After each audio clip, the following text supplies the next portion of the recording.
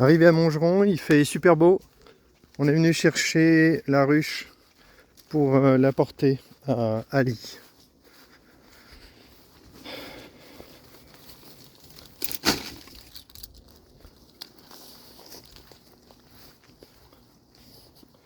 André est parti courir à la voiture pour remettre son habit parce qu'il n'a pas envie de se faire piquer, parce qu'il a gonflé au visage l'autre jour.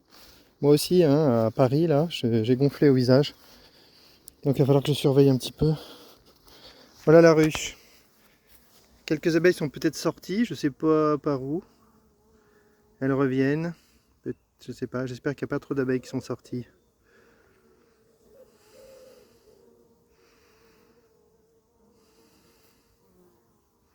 De toute façon, j'emporte la ruche.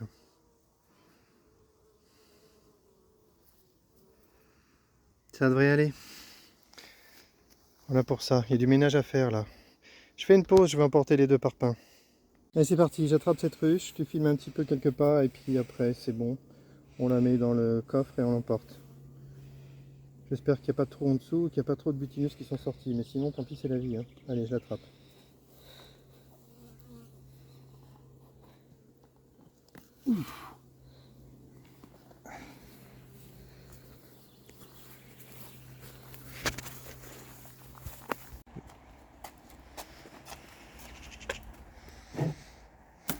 Voilà, je vais chercher. J'ai cherché un bloc vide. Allez, pause. Voilà, la ruche est dans le coffre. On a les deux parpaings. Et on est prêt à partir. On va à Viry-Châtillon. C'est parti. C'est parti ? Voilà, donc on attrape la boîte. Il y a quelques abeilles qui sont sorties, donc ça veut dire qu'il y avait peut-être une petite fuite. Donc on a dû perdre quelques butineuses, mais je pense pas que ce soit super grave. Allez, j'attrape. Allez, hop, ça pèse toujours son poids. Hein. Allez, c'est parti. C'est parti. L'installation, hein. Allez, je vais rentrer, je vais prendre la place parce que chez les gants, j'ai pas envie qu'ils se fassent piquer. Ouais, d'entrée de jeu, t'auras le temps. Allez. Je pense que c'est bon ça. Ouais. Hop. C'est quand même pas mal hein, pour un bloc. Voilà, tu vois, on la laisse pendouiller un peu devant parce que plus tard on mettra une tente anti-frelons pour protéger les frelons. On montrera ça en temps. On va les libérer doucement, on va pas faire la même bêtise. Un pour la caméra.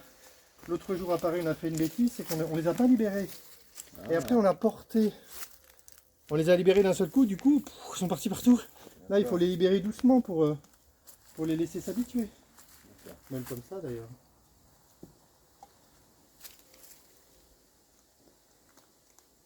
Voilà, bon bah ça fuse pas beaucoup, donc ça va, voilà. On va les laisser sortir doucement. Alors après ouais. Oh ça va, elles fusent pas. Elles fusent pas, ça va. Elles sont tranquilles. Donc il reste un boulot à faire, on va t'expliquer, c'est toi qui vas le faire. Il faudrait mettre ça. Ça c'est à l'arrière. C'est pour regarder les abeilles. Oui, ouais, ça, on regarde les abeilles derrière, c'est joli quand on a des invités, on leur montre sans être obligé d'ouvrir la ruche. Bah, justement, c'est ce que je voulais moi. Ouais.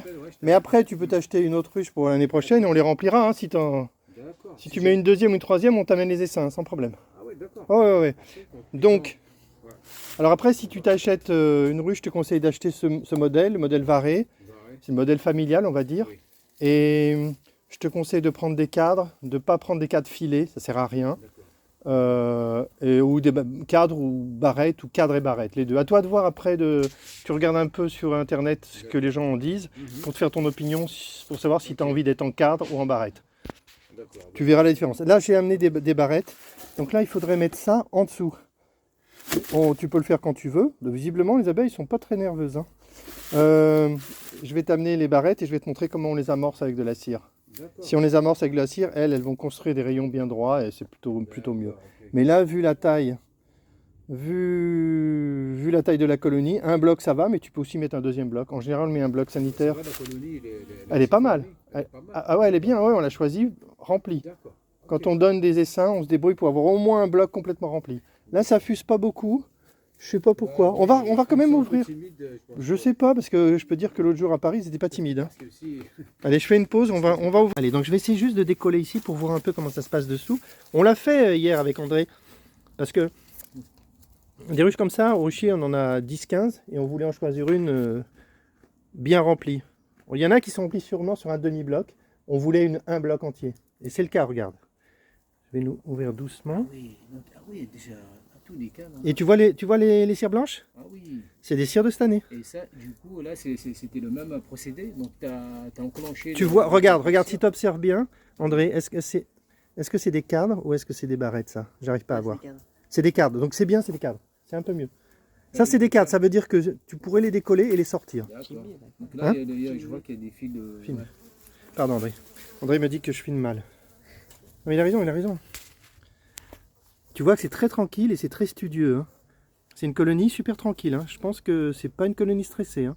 Là, si une colonie stressée, là, je me ferais laminer, là. Ah ouais. Elle fuserait. L'autre jour, on a amené une colonie. Oui, j'imagine que. Je crois pas. Le bruit, les vibrations, les tondeuses. À Montgeron, on a le propriétaire. Il passe entre les tondeuses. Une fois, il a fait tomber une ruche, une autre. Il n'est jamais rien arrivé. Avec une tondeuse. Hein. Donc cette histoire que les abeilles pourraient s'énerver à cause des vibrations, je pense que c'est plutôt dans les séries genre Chapeau melon et bottes de cuir, tu sais. Tu vois genre Dans 911, oui. Ouais. Je crois que dans la réalité, ça n'existe pas. Les abeilles n'ont rien à fiche. Par contre, les abeilles, ce qu'elles n'aiment pas, c'est que tu rentres à l'intérieur. C'est un viol. Si tu enlèves, si elles ne sont pas habituées à devoir le faire, et si tu enlèves un cadre de couvain, là tu les agresses. Donc ça veut dire que pour le faire, si tu as besoin de le faire, il faut déjà commencer par enfumer. C'est ça, avec le ouais. c'est ça, les feuilles de non, c'est un enfumoir et puis on met de l'herbe sèche en fait. D'accord, c'est tout. Ouais, c'est tout. Et là, je t'explique pourquoi ça te protège la fumée. Parce que elle, quand une ou deux abeilles s'énervent, une, deux ou 10, elle va t'attaquer, elle va piquer ton gant et elle va laisser l'odeur de venin. Et l'odeur de venin, ça excite les autres.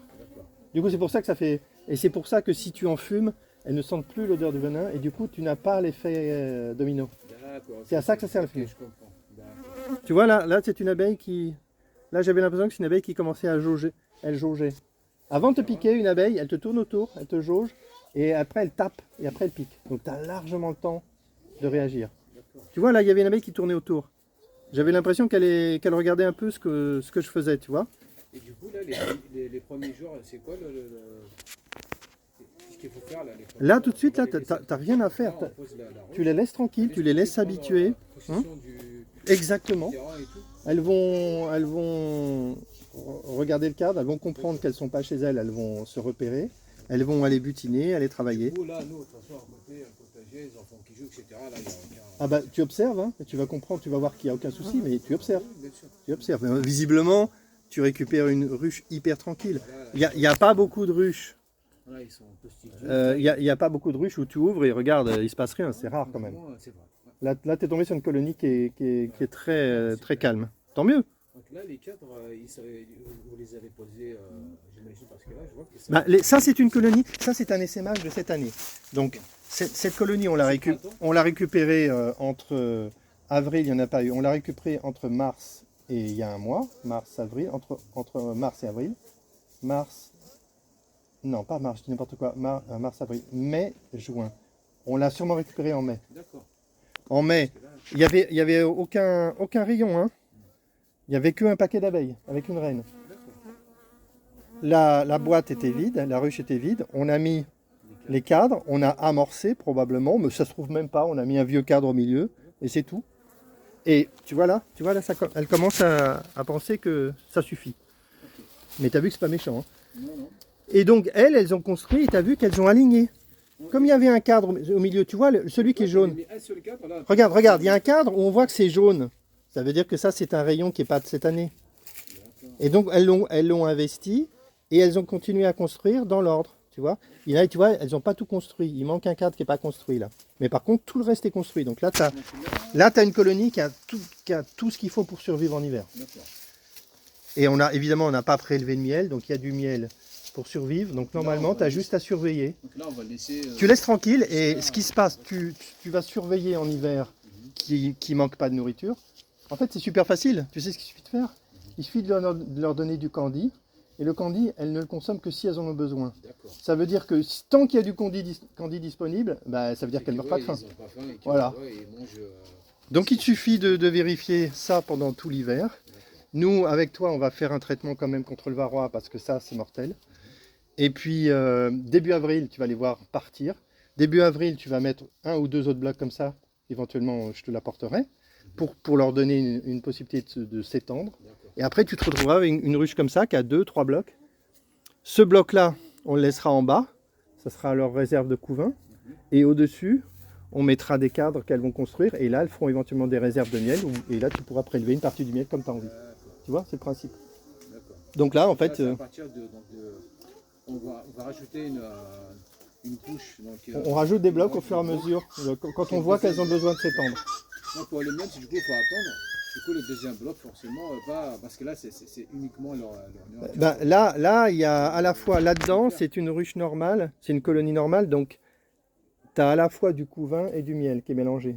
Et les apiculteurs, en général, ils séparent pour que le prélèvement de miel soit plus facile. Parce que là, si tu devais faire le tri entre le couvain et le miel, c'est impossible. Oui. Alors, ce qui se passe souvent, moi, ma technique perso, je vais faire de plus en plus, moi, des ruches sur un seul cas, sur un seul bloc. Mais il n'y a que moi qui fais ça pour l'instant.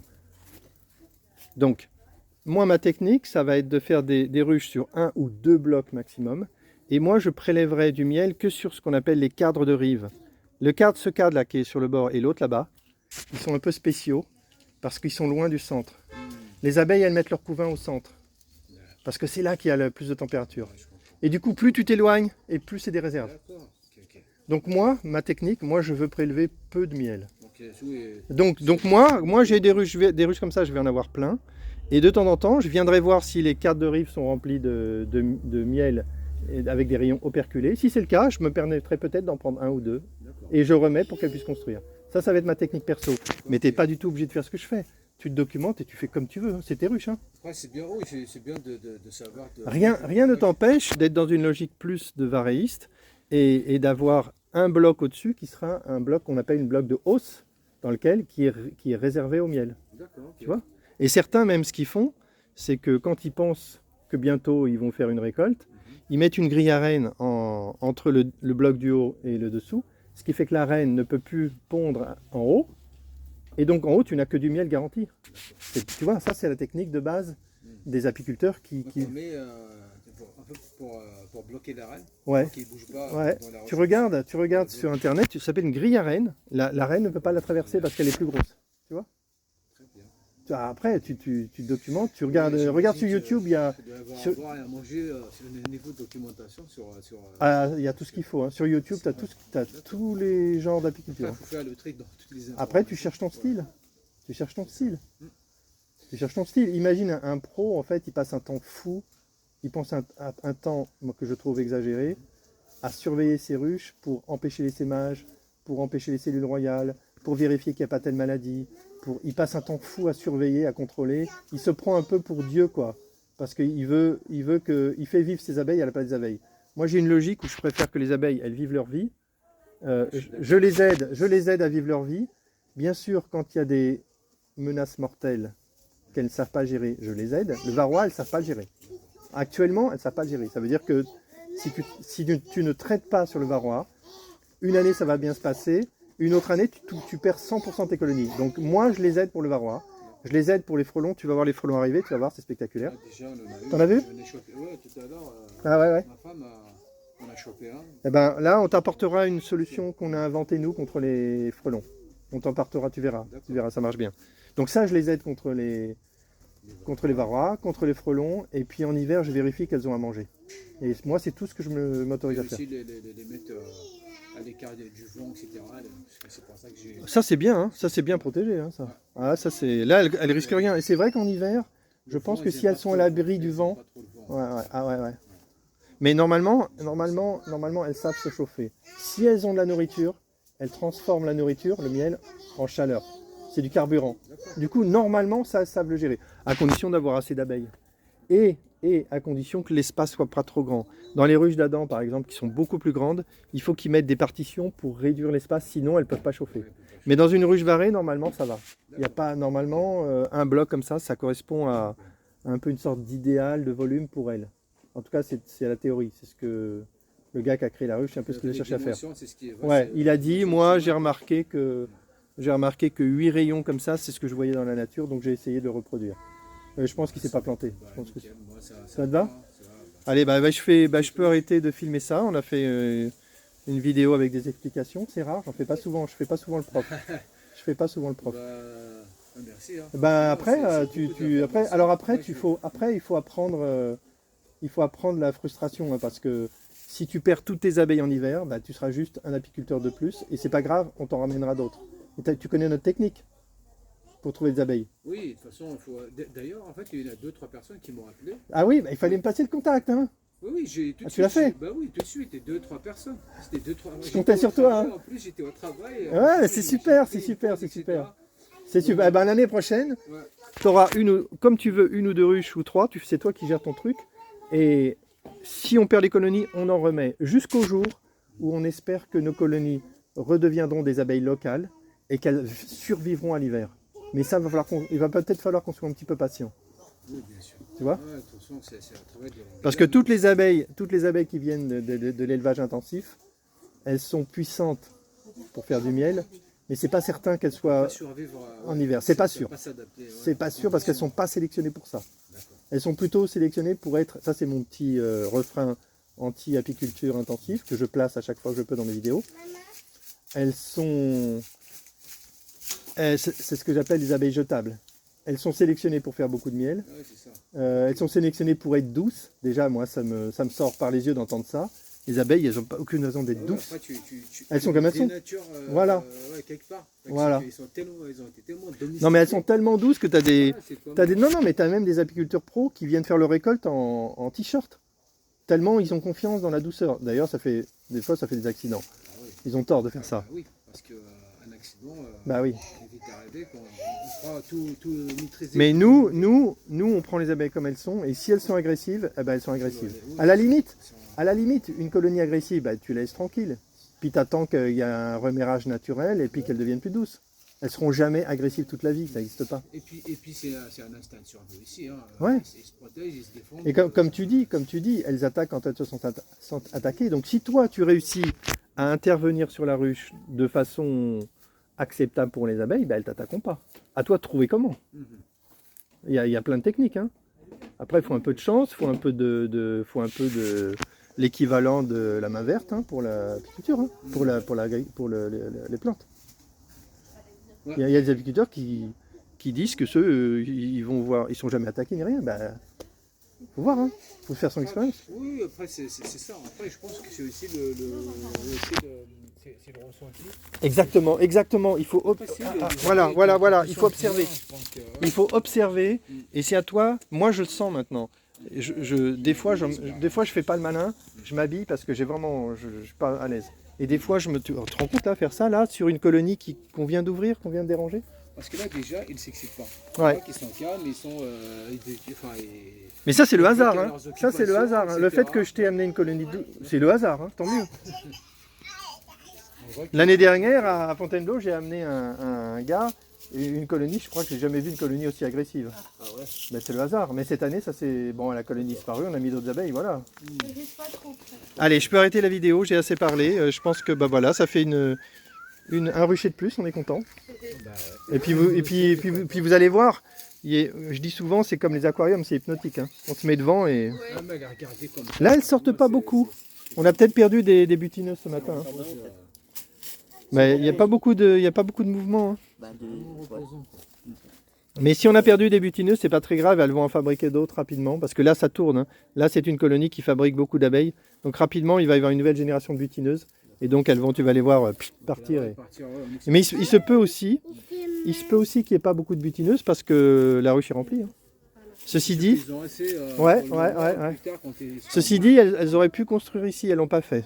Il manque un bloc, il manque un cadre qui n'est pas bâti. Ça, c'est un peu surprenant. Allez, je fais fin de la vidéo, André. C'est bon? Allez, ou pause, je sais pas. Allez.